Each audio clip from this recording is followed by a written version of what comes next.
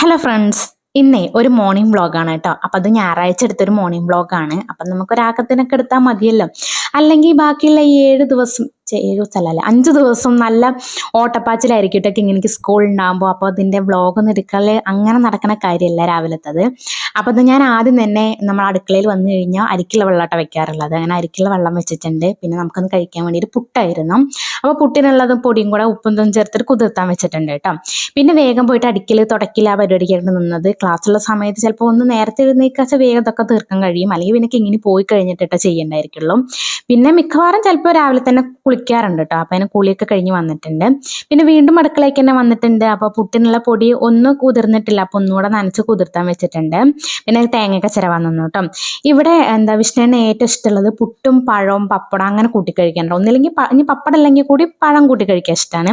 അതുകൊണ്ട് നമുക്ക് കുറച്ച് എളുപ്പപ്പണിയാണ് കേട്ടോ. കറി അല്ലെങ്കിൽ ഞാൻ കറിയും കൂടെ ഉണ്ടാക്കാൻ നിൽക്കണ്ടേ. ഞങ്ങൾക്കും കുഴപ്പമൊന്നുമില്ല, ഞങ്ങൾക്കും ഇഷ്ടമുള്ള സംഭവമാട്ടോ പുട്ടും പഴമൊക്കെ ഉള്ളത്. പിന്നെ ആദ്യം ഞാൻ ഈ പുട്ടുണ്ടാക്കുന്ന സമയത്ത് എനിക്ക് ഈ പുട്ടും പാനി ഞാൻ പേടിച്ചിട്ടുണ്ടായിരുന്നില്ല കേട്ടോ. അപ്പം നമ്മൾ പുട്ടുണ്ടാക്കുമ്പോൾ ഇങ്ങനെ ഇഡ്ലി ചെമ്പിൽ ഉതിർപ്പുട്ടുണ്ടാക്കില്ല, അങ്ങനെ ഉണ്ടാക്കിയിരുന്നേ.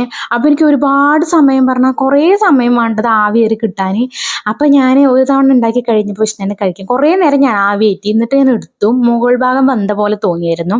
പിന്നെ അത് വേവാത്ത പോലെ ഉണ്ടായിരുന്നുണ്ട് തിന്നുമ്പോൾ. പക്ഷെ ഞാൻ സമ്മതിച്ചു കൊടുക്കില്ല. അത് ഞാൻ പൊടിയുടെ കുഴപ്പമാണ്, ഇഡ്ലി ചെമ്പിൻ്റെ കുഴപ്പമാണ് പറഞ്ഞിട്ട് വിഷ്ണുവിനോട് അംഗം വെട്ടാൻ നിൽക്കും. എന്തായാലും ഞാൻ ഉണ്ടാക്കിയിട്ട് എന്തെങ്കിലും കേട് വന്നു കഴിഞ്ഞാൽ പിന്നെ ഞാൻ സമ്മതിച്ചു കൊടുക്കില്ല കേട്ടോ.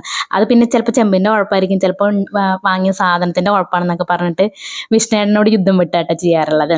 അങ്ങനെ അത് നമ്മുടെ പുട്ടൊക്കെ ആയിക്കിട്ടിയിട്ടുണ്ട്. പിന്നെ വിഷ്ണുവിനും ചായ കൊടുത്തു. ഞങ്ങളിരുന്ന് ചായ കുടിക്കട്ടെ ചെയ്തേ. കിങ്ങിനിക്ക് പിന്നെ നേരമായിട്ടില്ല. സ്കൂളിലേക്ക് പോണ സമയമാണെങ്കിൽ കുറച്ച് നേരത്തെ കഴിക്കുള്ളൂ. അല്ലെങ്കിൽ പിന്നെ നമ്മളുടെ ഒരു ആക്കത്തിനാട്ട കഴിക്കാറ്. എണീറ്റ് വന്ന് പല്ലിച്ച് അപ്പം തന്നെ കൊടുക്കാറില്ല. അങ്ങനെ പുട്ടും പഴവും പപ്പടവും പിന്നെ ചായയും കൂടെ വെച്ചിട്ടുണ്ടായിരുന്നു. അത് പറഞ്ഞിട്ട് ഞങ്ങൾ ഓരോ വർത്താനൊക്കെ പറഞ്ഞ് ചായ കുടിച്ചു. അത്ര ഇന്നത്തെ വീഡിയോ.